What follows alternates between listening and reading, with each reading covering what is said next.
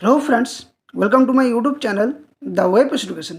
So friends, একটা big breaking news হচ্ছে আজকে সুপ্রিম কোর্টে যে রাজ্যের ডিএ মামলা সেই ডিএ মামলা শুনানি ছিল এবং সেখানে নানান তথ্য উঠে এসছে। তো সমস্ত বিষয়গুলো আপনার সামনে ভিডিওর মধ্যে দিয়ে তুলে ধরার চেষ্টা করব। তো সকলে ভিডিওটি লাইক করবেন এবং ভিডিওটি শেষ পর্যন্ত দেখার চেষ্টা করবেন যাতে করে এই যে তথ্যগুলো আপনার সামনে যথাসময়ে তুলে ধরতে পারি। আর চ্যানেলটি অবশ্যই সাবস্ক্রাইব করে পাশে থাকা বেল নোটিফিকেশন করবেন। তো দেখুন আজকে যে বিষয়টা উঠে এসেছে যে আপনারা সকলে জানেন এর আগে আমি ভিডিও দিয়েছিলাম যেখানে বিচারপতি সঞ্জয় কারোল একটা ডিভিশন বেঞ্চ যেখানে স্পেশাল বেঞ্চে এই মামলা শুনানি ছিল সেখানে আজকে বিচারপতিরা কী নির্দেশ দিলেন, গ্র্যান্ড ইন এডদের নিয়ে ডিএ কী বলা হলো, মোট কত টাকা প্রদান করা হবে, স্ট্যাটাস রিপোর্ট কী বলছে, বিচারপতিদের মন্তব্যই বা কী ছিল, সমস্ত বিষয়ে ভিডিওর মধ্যে আলোচনা করা হবে। তো আপনারা সকলে জানেন যে রাজ্য সরকারের সঙ্গে আলোচনার ভিত্তিতে বিচারপতিরা নির্দিষ্ট যে 5 ফেব্রুয়ারি বলা হয়েছিল যে 25% হারে বকেয়া ডিএ সেটা মেটাতে হবে রাজ্যের সরকারি কর্মচারীদের। সাথে সাথে সেখানে বলা হয়েছিল যে অবসরপ্রাপ্ত যে বিচারপতি তাদের একটা 4জন কমিটির একটা সদস্যের একটা কমিটি গঠন করতে বলা হয়, সেখানে কীভাবে বকেয়া ডিএ মেটাবে তার সম্পূর্ণ রিপোর্ট রাজ্য সরকারকে সেখানে দিতে বলা হয়। তো তার ভিত্তিতে রাজ্য সরকারের তরফ থেকে যে বকেয়া ডিএ মেটানো নিয়ে একটা নতুন তোলপাড় উঠে আসে, সেটা হচ্ছে 998 নম্বর যে বিজ্ঞপ্তি, যেখানে গ্র্যান্ড ইন এড যে সমস্ত রাজ্যের কর্মচারী রয়েছে তাদের যে বৈষম্যতা অর্থাৎ যে বিভেদ দেখা দিয়েছিল ডিএ নিয়ে, তার জন্য ইউনিটি ফোরামের তরফ থেকে একটা এমএ ফাইল করা হয় এবং যা আজকে মামলার শুনানি ছিল একটা স্পেশাল বেঞ্চে মামলার শুনানি হয়। তো কী শুনানি হয়েছে এবং যে এআইসিপিআই মেনটেন করে যে রাজ্য সরকার একটা নতুন যে খেলা খেলেছে যেখানে ডাব্লিউবিসিপিআই বলে একটা নতুন তাদের যে বেস প্রাইস সেটা 605 হিসেবে কিন্তু ধরা হচ্ছে, যেটা 500 নিচে কিন্তু ছিল। তো যাই হোক এই বিষয় নিয়ে একদম ডিটেলস আপনার সামনে তুলে ধরছি আজকে কী ঘটলো, কী হয়েছে, পরবর্তী কোনো কি ডেট দিয়েছে নাকি কি পরবর্তী যে সময় সেই সময়ের ভিত্তিতে রাজ্য সরকার কবে এই বকেয়া ডিএ মেটাবে তার সম্পূর্ণ তথ্যগুলো আপনার সামনে শেয়ার করছি। তো সকলে ভিডিওটি শেষ পর্যন্ত দেখবেন আর ভিডিওটি লাইক শেয়ার, চ্যানেলে নতুন হয়ে থাকলে সাবস্ক্রাইব অবশ্যই করবেন। তো দেখুন আজকে বলা হচ্ছে যে সুপ্রিম কোর্টের অলিন্দে আবার উঠল পশ্চিমবঙ্গের সরকারি কর্মচারীদের বকেয়া মহার্ঘ ভাতা বা ডিএ প্রসঙ্গ নিয়ে। আজ অর্থাৎ 15 এপ্রিল শীর্ষ আদালতে এক হাই ভোল্টেজ মামলার শুনানি চলাকালীন বেশ কিছু চাঞ্চল্যকর তথ্য সামনে এসেছে। শুনানি শেষে ইউনিটি ফোরামের আইনজীবী প্রবীর চ্যাটার্জি আদালতে অন্দরে পরিস্থিতি এবং রাজ্য সরকারের পেশ করা রিপোর্টের অসঙ্গতি নিয়ে একটা বিবৃতি দিয়েছেন। তো আপনাদের এই প্রসঙ্গে পরবর্তী ক্ষেত্রে বলছি যে এখানে কমপ্লায়েন্স রিপোর্টে আপত্তি ও আইনি লড়াই নিয়ে কী বলা হচ্ছে না, এখানে যেটা বলা হয় যে রাজ্য সরকার যে পদক্ষেপ বা কমপ্লায়েন্স রিপোর্ট জমা দিয়েছে তাকে বিনা যুদ্ধে ছেড়ে দিতে নারাজ মামলাকারীরা। আইনজীবী স্পষ্টভাবে করে দিয়েছেন যে আগামী শুনানির আগেই এই রিপোর্টের বিরুদ্ধে জোরালো আপত্তি বা অবজেকশন দাখিল করা হবে।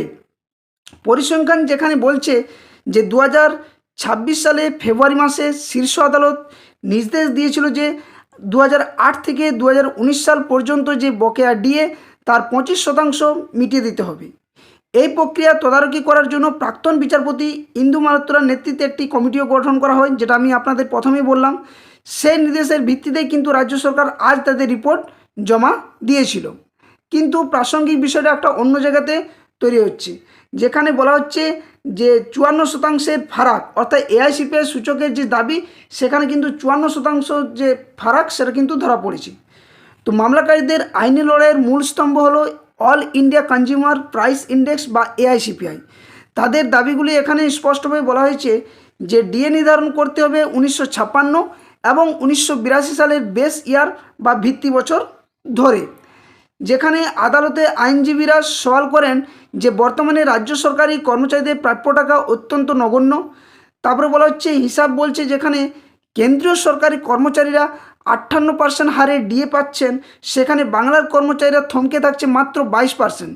যদিও 4% বা 4% মহার্ঘ ভাতার বৃদ্ধির বিজ্ঞপ্তিও এখন পর্যন্ত প্রকাশ হয়নি, যেটা রাজ্যের বাজেটে বলা হয়েছিল।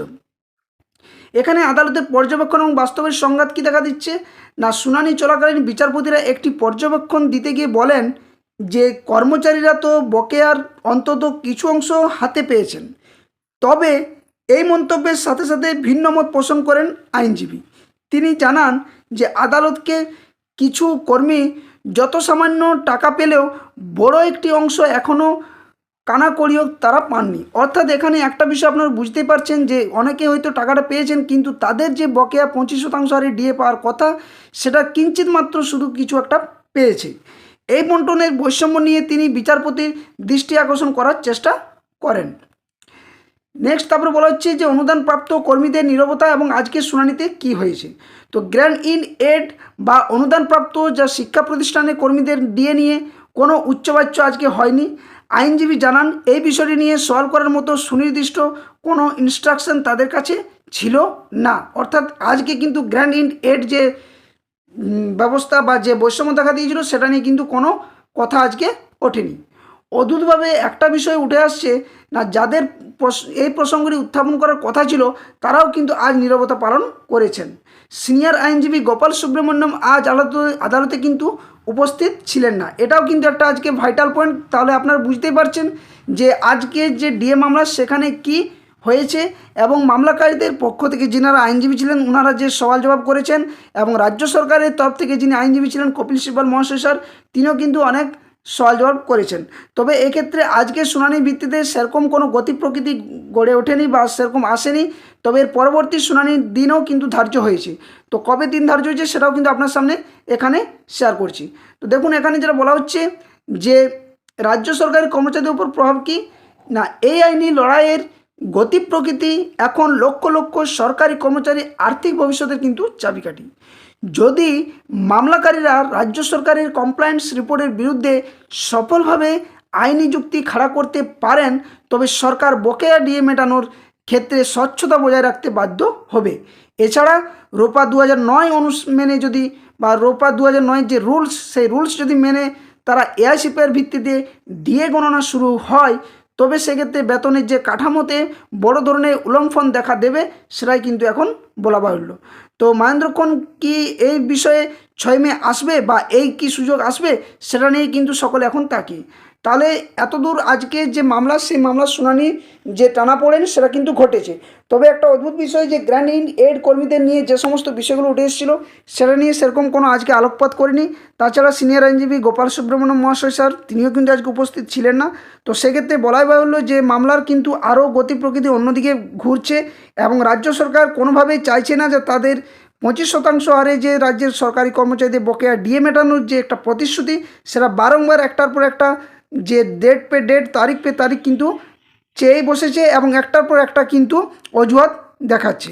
তো পরবর্তী তারিখ কবে ঘোষণা হয়েছে না, এখানে যেটা বলা হচ্ছে যে মামলাটি এই মুহূর্তে কিন্তু মিটছে না। সুপ্রিম কোর্টের বিচারপতিরা এখানে জানিয়েছেন যে আগামী 6 মে মামলার পরবর্তী শুনানি হবে। বেশ কিছু গুরুত্বপূর্ণ ক্ষেত্রে রাজ্য সরকার এখনও স্বচ্ছ তথ্য বা রিপোর্ট পেশ করতে পারেনি। তাছাড়া ইন্দু মালহোত্রার যে 4 সদস্যের যে কমিটি ছিল বিচারপতি যারা অবসরপ্রাপ্ত বিচারপতি তাদের কাছে কী কী রিপোর্ট বা স্ট্যাটাস জমা করছে সেটাও কিন্তু এখন দেখার বিষয়। তো মূলত সরকারের জমা দেওয়া স্ট্যাটাস রিপোর্টটি বিস্তারিত খতিয়ে দেখার প্রয়োজনীয়তা অনুভব করেই আদালত কিন্তু এই নতুন দিন ধার্য করেছে।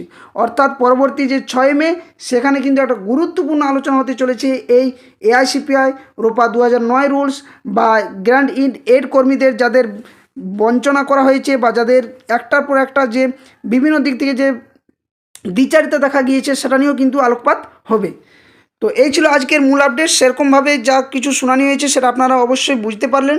তো এখনও পর্যন্ত কিন্তু রাজ্য সরকারের যে বকেয়া ডিএ মেটানো নিয়ে যে একটা হেলদোল বা একটা যে স্বচ্ছতা সেটারও কিন্তু অভাব রয়েছে।